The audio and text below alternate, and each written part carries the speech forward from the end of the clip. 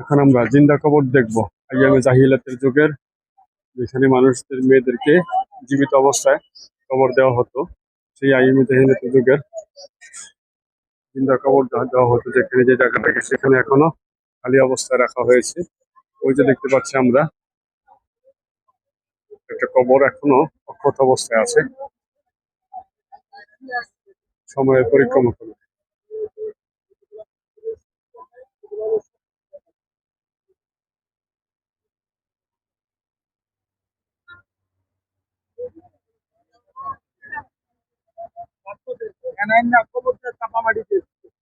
রাসূল সাল্লাল্লাহু আলাইহি ওয়াসাল্লাম আয়েশা মেয়েদের ব্যাপারে যে উৎসাহ মানে উৎসাহ করছে, আল্লাহ তাআলা অনেক কিছু কোরআনে আয়াত নাযিল করছে, যার কারণে বলার পরে মেয়েদেরকে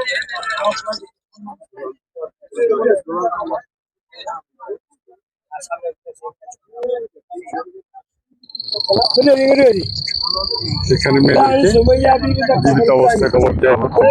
মেয়ে হলে আল্লাহ